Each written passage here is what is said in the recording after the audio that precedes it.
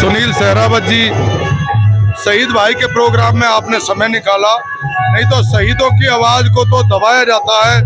और भाई ने बताया राजनीति में नेता लोग अपने राजनीति के तौर पे इस्तेमाल करते हैं। सही मायने में हम आर्मी से हैं, हमें पता है कि सरहद की सेवा कैसे होती है, देश सेवा कैसे होती है। जब हम घर को छोड़ के जाते हैं, माँ बाप से दूर रहकर क्या कष्ट पीड़ा हमें सहन। तो हमारा भाई ये जाट रेजिमेंट में भर्ती हुआ था सुनील, बाद में ये फर्स्ट पैरा कमांडो में रिमस्ट हुआ। इसने कमांडो ट्रेनिंग ली थी, बहुत ही होनहार लड़का था। आप खुद मानो, जिसका एक जवान बेटा जो देश सेवा के लिए भेजा हो और वो शहीद हो जाए। उनके पिताजी बैठे जिन्होंने उनको पाल पोस कर बड़ा किया था, लेकिन वो जो दर्जा शहीद का समाज में होता है, होना चाहिए उनके परिवार के पालन पोषण के लिए या मदद के लिए, जो एक समाज को आगे आना चाहिए, अभी वो भावना नहीं जगी है। ऐसा है, प्रोग्राम में आए, दो बातें शहीद के जयकारे लगाकर चले गए, उसके अलावा परिवार को कोई सपोर्ट नहीं मिलती है। दुख का विषय। देखिए, जो शहीद पिछले साल हुए गांव गैलाव के अंदर, उनके पिताजी भी मौजूद हैं। दादा, क्या कहोगे, सरकार की तरफ से किस तरीके से मदद दी जा रही है? सरकार से जो कोई मदद नहीं मिली अभी।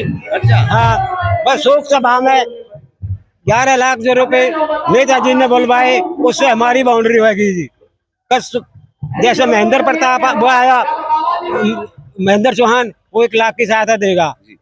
केहर सिंह ने दे दीजिए। केहर सिंह ने 51,000 रुपए दिए जी। 2,22,000 हर्ष कुमार ने दिए। नेता लोगों की ये सहायता मिली, बाकी में।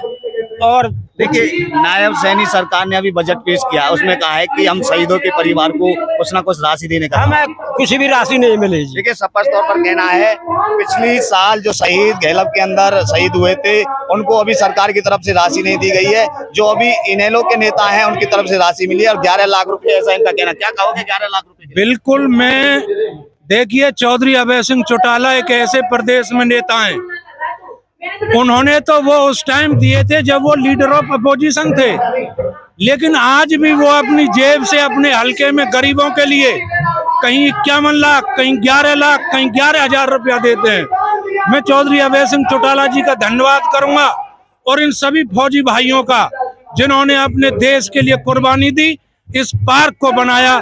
इसके लिए हम चौधरी अभय सिंह चौटाला के हमेशा आभारी रहेंगे।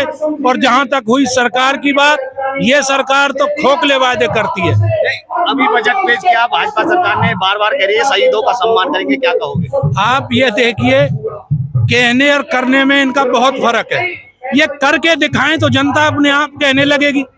आज ये भाई खड़ा है जिसका बेटा शहीद हुआ, अगर 1 रुपया भी सरकार से आया हो, चौधरी अभय सिंह चौटाला की छोड़ के बाकी सब फौजी भाइयों ने, ये समाज से भी हैं, हमारे ये बौरे जी हैं करमन से, इन्होंने सबने इकट्ठा करके इसमें दान दक्षिणा दे करके ये सारा हमने शहीद स्मारक सुयोजित किया। ये सरकार की तरफ से कोई मदद नहीं दी गई। समाज सेवी भाइयों की तरफ से, अभय सिंह चौटाला की तरफ से यहाँ इस गांव गैलव के अंदर मदद की गई है शहीद परिवार को। आगे क्या प्रतिक्रिया रहने वाली है भाजपा सरकार की, वो भी दिखाने का काम है। जी दादा, हमारे ये फौजी है जी, इनको सम्मान मिलता है बहुत ज्यादा। हर बार हमारा सम्मान करते हैं जी। ये खड़े सारे फौजी, इनका सम्मान इतना है कि हम सबको भूल जाते हैं, रोले को भूल जाते हैं। देखिए, इस देश के अंदर प्रतिवर्ष राष्ट्रपति की तनख्वाह बढ़ाई जाती है, इस देश के अंदर प्रधानमंत्री की तनख्वाह बढ़ाई जाती है, इस देश के अंदर एमएलए और एमपी की तनख्वाह बढ़ाई जाती है, मगर साथियों, सरहद पर जो जवान -40 डिग्री में खड़ा रहता है AK-47 लेकर के, सरकार उसकी तनख्वाह नहीं बढ़ाती।